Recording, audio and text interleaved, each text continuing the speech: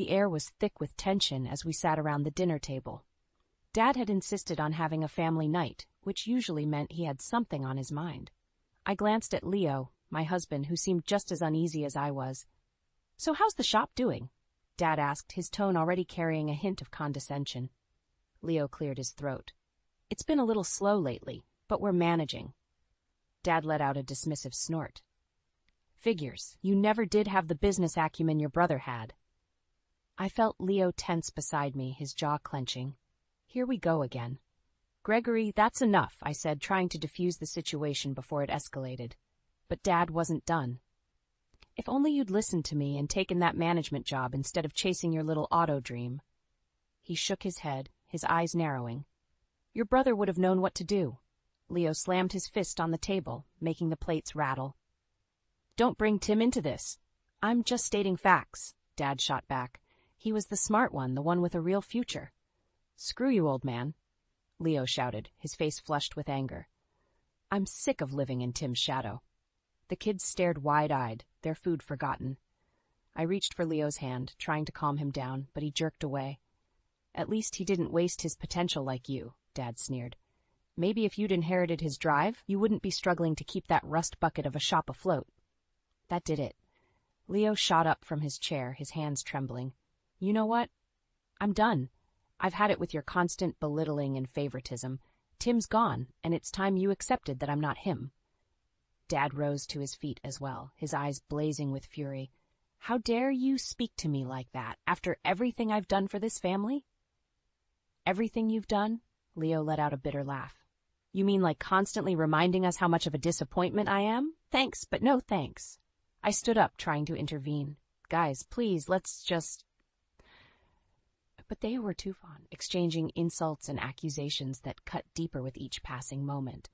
As their voices rose, echoing off the walls, I realized this was more than just another argument.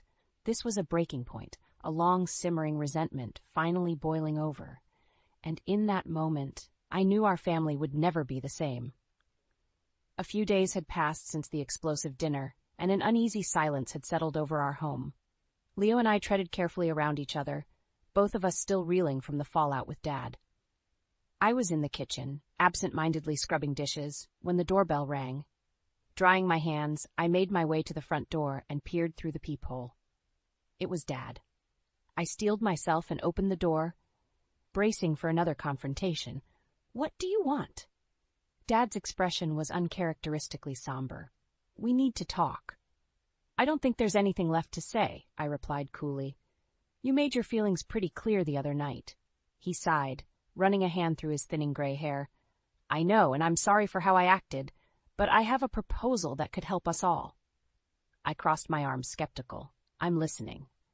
"With your mother gone, it gets lonely living by myself," he began. "And with Leo's shop struggling, I thought perhaps I could move in and lend a hand. Financially." I blinked, taken aback. "You want to move in? And give us money?" "Think about it," he pressed. "With my savings, I could help Leo get that loan he's been after. Get the shop back on its feet." It was a tempting offer. Money had been tight lately, and Leo's business was hanging by a thread. But after the way Dad had treated him, I wasn't sure if we could trust his motives. "I don't know, Dad," I said hesitantly. "After everything that's happened, how can we be sure this isn't just another way for you to meddle and criticize us?" He held up his hands. "I give you my word, no strings attached. This is a fresh start for all of us." I studied his face, searching for any hints of deception. Part of me wanted to believe him, but another part couldn't help but feel uneasy. "Let me talk to Leo about it," I said finally. "We'll think it over and let you know." Dad nodded, a glimmer of hope in his eyes. "Of course. Just remember, I'm not getting any younger, and I want a chance to make things right before it's too late." As he turned and walked away, I couldn't shake the feeling that there was more to his proposal than he was letting on. That night, I broached the subject with Leo over dinner. "Your dad wants to move in?" he said incredulously. "And bankroll the shop?" I nodded. "That's what he claims, at least." Leo shook his head. "I don't trust him, Mara. Not after the way he's treated me all these years." "I know," I agreed. "But if he's serious about the money, it could be our only chance to save the business." Leo was silent for a long moment, weighing the options. Finally, he let out a heavy sigh. I guess we don't have much choice, but the second he starts meddling or pulling any of his usual crap, he's out. Understood? Understood, I said, hoping against hope that we weren't making a grave mistake. Little did we know, the real nightmare was just beginning. It didn't take long for Dad to move in, and almost immediately the atmosphere in our home shifted. His presence was suffocating, like a dark cloud hanging over us at all times. This place is a mess, he grumbled, surveying the living room with disdain. Didn't your mother teach you how to keep a proper house? I bit my tongue, reminding myself that getting into it with him would only make things worse. As the days went by, it became clear that Dad's no-strings-attached promise was nothing but empty words. He constantly criticized how I ran the household, from the way I cooked to how I disciplined the kids. You're too soft on them, he'd snap, glaring at me across the dinner table. No wonder they're so ill-behaved. The kids, sensing the tension, retreated into their rooms whenever Dad was around, only emerging when he wasn't home. Leo bore the brunt of Dad's derision, though. No matter how hard he worked at the shop, it was never good enough. I'm pulling in extra hours, trying to catch up on the backlog, Leo said one night, his voice weary. Dad scoffed. And how's that working out for you? Still can't seem to get ahead, can you? At least I'm trying, Leo shot back, his temper flaring. Which is more than I can say for you and your financial support. In a flash, Dad's expression turned thunderous. Watch your tone, boy. Don't forget who's keeping this sinking ship afloat. I stepped between them, dreading another explosive confrontation. Enough, both of you. We're all on edge, but fighting isn't going to solve anything. For a moment, it looked like Dad was going to press the issue. Then his face relaxed into a sickening smile that sent chills down my spine. You're right, Mara, he said, his voice deceptively calm. We're family, after all, and families should stick together, no matter what. The way he said those last few words, it was almost like a threat, a reminder that he held all the cards and we were at his mercy. In the following weeks, Dad's behavior only grew more erratic and disturbing. He'd make cryptic comments hinting at some deep, dark secret that could tear us all apart. You think you know someone, he'd say, his eyes boring into mine. But the truth is, we all have skeletons in our closets. I tried to brush it off, but his words gnawed at me, planting seeds of doubt and dread. What was he hiding? And more importantly, how far would he go to keep it buried? One night, I overheard a heated argument between Dad and Leo in the living room. Unable to resist, I crept closer, straining to make out their words. Can't keep living like this, Leo was saying, his voice strained. He's making our lives a living hell. Dad's response sent a chill down my spine. You'd better watch yourself, boy. You have no idea what I'm capable of. In that moment, I knew we were dealing with more than just a difficult houseguest. This was a man willing to do whatever it took to maintain his twisted hold over us. And as I retreated back upstairs, my heart pounding, I realized we were in way over our heads. The tension in our home had become unbearable. Every interaction with Dad felt like a ticking time bomb, liable to explode at any moment. I walked on eggshells, never knowing when his next outburst or veiled threat would come. One afternoon, while the kids were at school and Leo was working late at the shop, I decided to tidy up Dad's room. As I straightened up his nightstand, a loose floorboard caught my eye. Curious, I bent down and pried it up, revealing a hidden compartment underneath. Inside was a tattered notebook, its pages yellowed and worn. Against my better judgment, I opened it and began to read. The entries detailed Dad's gambling habits, how he'd squandered away large sums of money at the casino, chasing increasingly risky bets. My heart sank as I realized the extent of his addiction and how deeply in debt he must have been. But it was the final entry that made my blood run cold. The money for Leo's loan is gone, it read in Dad's shaky scrawl. I couldn't stop myself. I've ruined everything. They'll never forgive me for this. I sat there, numb, as the pieces fell into place. Dad's insistence on moving in, his constant belittling of Leo. It was all a ploy to make amends for betraying his own son in the worst way possible. Suddenly, his veiled threats and erratic behavior made sense. He was a man consumed by guilt and desperation, lashing out in a futile attempt to regain control. I don't know how long I sat there, the weight of Dad's betrayal crushing down on me. When I finally rose to my feet, my hands were trembling and I felt nauseous. That night, when Leo came home, I could barely look him in the eye. "Hey, what's wrong?" he asked, his brow furrowed with concern. I opened my mouth, but the words stuck in my throat. How could I tell him the truth, that his own father had stolen from him, dashing his dreams out of sheer selfishness? "Mara?" Leo pressed. "You're scaring me. What happened?" Taking a deep breath, I steeled myself. "It's your dad. I found something in his room today. Something he's been keeping from us." I proceeded to recount what I'd discovered in the notebook, watching as Leo's expression morphed from confusion to disbelief to a white-hot rage. "That son of a bitch," he seethed, his fists clenched so tightly his knuckles turned white. "After everything he's put me through, this is how he repays me? By stealing from his own flesh and blood?" "Leo, I'm so sorry," I said, my voice thick with emotion. I had no idea he'd stoop this low. "Don't apologize for him," Leo spat. "He's the one who should be groveling, begging for forgiveness. But he won't get it. Not from me. Not after this." As he paced the room, his anger radiating off him in waves, I knew there was no going back. The fragile truce we'd formed with Dad was shattered beyond repair. And in that moment, I made a decision, one that would change the course of our family forever.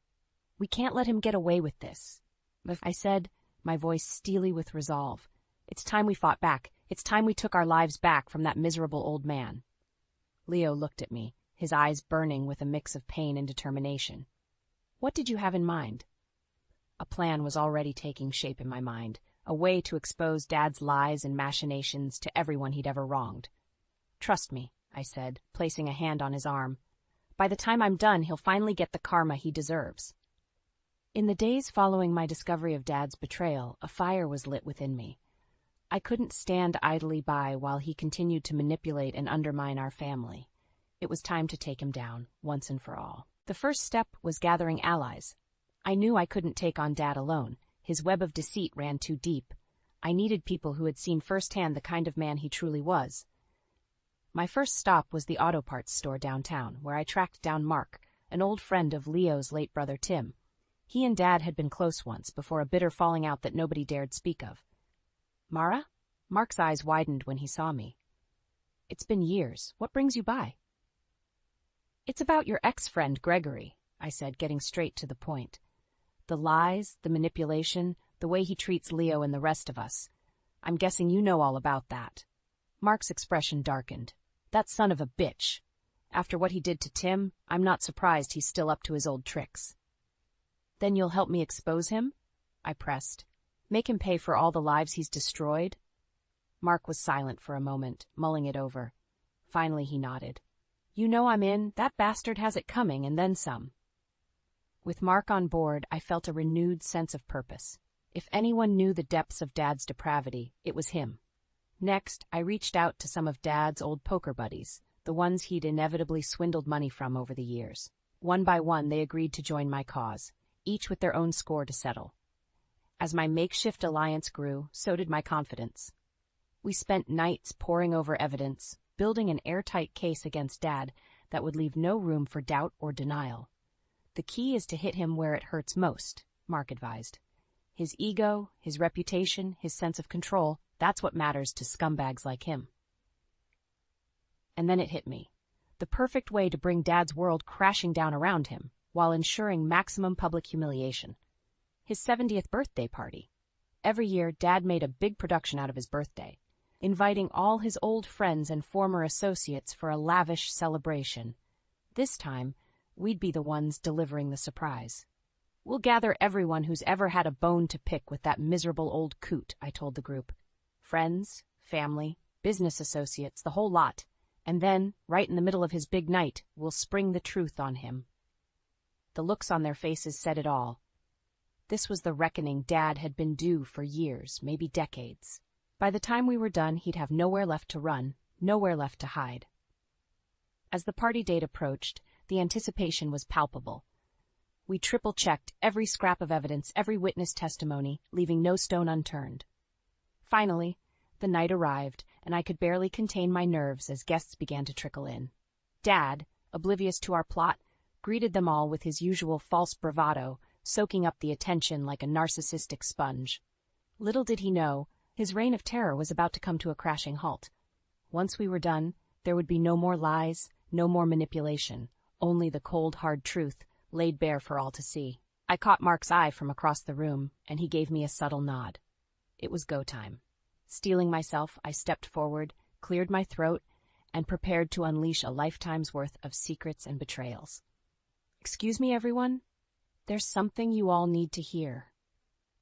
The room fell silent as all eyes turned towards me. Dad's expression morphed from confusion to outright suspicion. "What's going on here?" he demanded, his voice low and dangerous. I took a deep breath, steeling my nerves. "For years, you've lied, manipulated, and betrayed everyone in this room," I began, my voice ringing out clearly.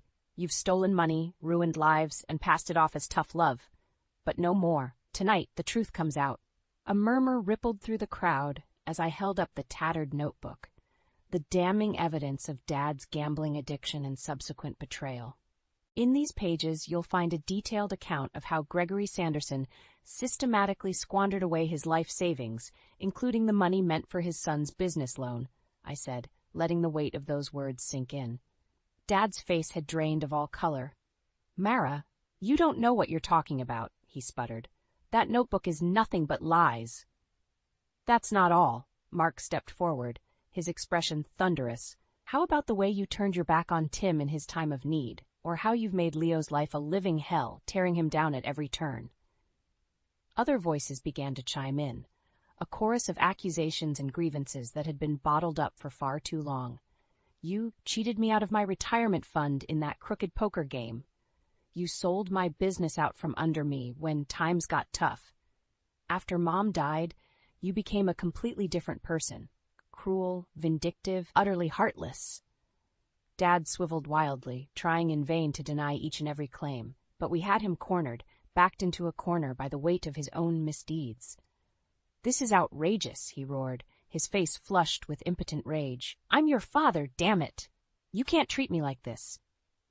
In that moment, I felt a surge of pity for the pathetic, broken man before me. This was his true legacy, a lifetime of burned bridges and shattered trust, all in service of his own bloated ego. "We're done being your punching bags," I said, my voice heavy with finality.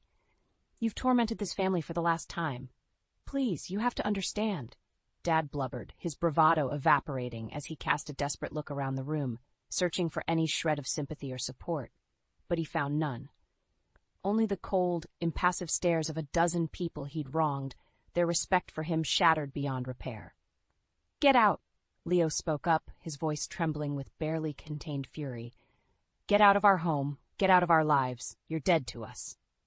A heavy silence descended as Dad's gaze met mine, his eyes pleading for mercy. But I felt nothing, no pity or remorse, only a sense of grim satisfaction that justice had finally been served. With one final defiant glare, Dad turned and stormed out, the smattering of jeers and laughter following him out the door. We'd done it. Against all odds, we'd torn down the facade and exposed the monster underneath for all to see. As the crowd erupted into raucous cheers and applause, I allowed myself a small, triumphant smile. The nightmare was finally over. Dad's reign of terror had come to an end, undone by his own hubris and greed. For the first time in years, I felt like I could breathe again, like a crushing weight had been lifted from my shoulders. As Leo pulled me into a fierce embrace, I knew that no matter what challenges lay ahead, we'd face them together, united as a family, free from Dad's toxic influence at last. It was a new beginning, paid for with the truth and the unraveling of a lifetime's worth of lies. And it was all worth it. In the aftermath of Dad's humiliating exposure, an eerie silence settled over our home. It was as if a dark cloud had finally lifted, allowing us to breathe freely for the first time in years. Leo and I sat on the couch, still processing the events of the night before. The kids were at school, blissfully unaware of the drama that had unfolded. "I can't believe it's really over," Leo murmured, his voice thick with emotion. "After everything he put us through." I squeezed his hand, offering a reassuring smile. "We did what we had to do. He brought this on himself." A knock at the door made us both tense, old habits dying hard. Leo rose to answer it, hand poised as if ready for a confrontation. It was Mark, a grim look etched onto his weathered features. "You guys better see this," he said, holding up his phone. On the screen was a news article, the headline blaring in bold letters, "Local businessman disowned after sordid scandal exposed at birthday party." Leo and I leaned in, devouring every scathing detail. It seemed one of Dad's so-called friends had tipped off the local paper about the events of the previous night, spilling all the sordid details of his deception and betrayal. The article didn't hold back, painting a damning portrait of a once-respected man brought low by his own greed and cruelty. By the time we reached the end, a sickening knot had formed in the pit of my stomach. "They're crucifying him," Leo muttered, his expression unreadable. A part of me felt a twisted sense of satisfaction, knowing that Dad was finally being held accountable for his actions. But another part couldn't help but feel a twinge of sadness. This was a man I'd once looked up to, a father figure now reduced to a cautionary tale. In the days that followed, the fallout only intensified. Old friends and associates cut ties with Dad, his reputation in tatters. Even his own remaining family members wanted nothing to do with him, disgusted by his betrayal. He tried reaching out, leaving increasingly desperate voicemails pleading for a chance to explain himself. But we never responded, never opened that door again. As far as we were concerned, Gregory Sanderson was dead to us. With Dad gone, it was like a weight had been lifted from our shoulders. Leo threw himself into rebuilding the auto shop, finally able to focus without his father's constant belittling. The kids, sensing the shift in the household's mood, became more relaxed and carefree. It was like watching them come back to life. And me, I savored every moment, reveling in the newfound peace and harmony that had been so cruelly denied to us for far too long. Still, I couldn't quite shake the nagging feeling that Dad was out there somewhere, stewing in his own bitterness and remorse. A part of me wondered if he'd ever truly understand the depth of his transgressions, or if he'd simply double down on his victimhood. Those thoughts plagued me late one night as I lay awake, listening to the steady breathing of Leo beside me. In the stillness, my phone buzzed with a new voicemail. "Speak of the devil." Against my better judgment, I stepped into the hallway and played the message, Dad's gravelly voice filling the silence. "Mara," he rasped, his tone tinged with desperation. "I know I have no right to ask anything of you, but please, you have to let me explain. What you saw, what you think you know about me, it's only half the story." He paused, as if struggling to find the right words. "I made mistakes, horrible mistakes that I'll regret until the day I die. But there were reasons, extenuating circumstances that pushed me to the brink. If you'd only give me a chance, I could make you understand." The message clicked off, leaving me standing there in stunned silence. A part of me was tempted to delete it, to purge Dad's pleas from my life once and for all. But something held me back, a niggling sense of doubt. What if there was more to his story? What if, in our pursuit of vengeance, we'd missed a crucial piece of the puzzle? I stood there for a long moment, mulling over my options. Finally, I made a decision, one that would either offer my fractured family a shot at healing or tear open old wounds all over again. Taking a deep breath, I hit redial and pressed the phone to my ear, my heart pounding as it began to ring. No matter what came next, I owed it to myself to hear the whole truth, even if it destroyed me. The line clicked, and my heart jumped into my throat. "Dad, it's me." There was a long pause, as if he couldn't quite believe I was calling. "Mara? I got your message," I said, pushing past the lump in my throat. "And against my better judgment, I'm going to hear you out. But I need you to understand, whatever you say isn't going to change anything. We're still done." Another heavy silence stretched between us, charged with unspoken tension and too many years of hurt. "Fair enough," he said at last, his voice little more than a rasp. "You deserve the truth, no matter how painful it might be." He took a shuddering breath, as if bracing himself. "It all started after your mother passed." For the next hour, Dad laid everything bare, the crippling grief and loneliness that had driven him into the arms of his gambling addiction, the mounting debts, the desperation that led him to make that fateful decision to dip into Leo's loan money. "I never intended to betray him like that," Dad insisted, his words tinged with remorse. "I thought I could win it all back before anyone was the wiser, but I got in too deep, and by the time I realized my mistake, it was too late." He He spoke of his shame, his cowardice in moving in with us instead of coming clean right away, how the guilt had slowly twisted him into the monster we'd come to know. I took my anger out on you, on Leo, because it was easier than facing the truth, that I'd become the greatest failure a father could be. As his tale unfolded, a part of me felt a strange sense of pity welling up. Here was a broken, pathetic old man laying his soul bare, owning up to his failings in a desperate bid for what? Redemption? Absolution? When he finally fell silent, I found myself at a loss for words. Part of me wanted to unleash the full force of my fury, to remind him of the lives he'd shattered beyond repair. But another part, the part that still faintly remembered the man he used to be, strong, proud, commanding respect, felt something else entirely. Regret.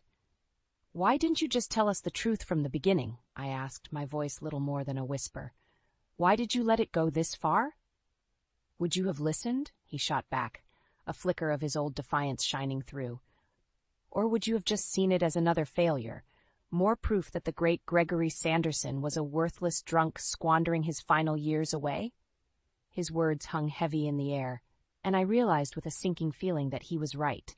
We'd made too many assumptions, been too eager to paint him as the villain. We were all guilty in our own way. I trailed off, struggling to find the right response. In the end, I settled for a simple truth. "I'm sorry, Dad. Sorry we didn't give you a chance, that we just assumed the worst." An eternity seemed to pass before he finally spoke again. "No, kiddo," he said, his voice thick with emotion. "Don't apologize. Not after everything I put you through. If anyone deserves a reckoning, it's me."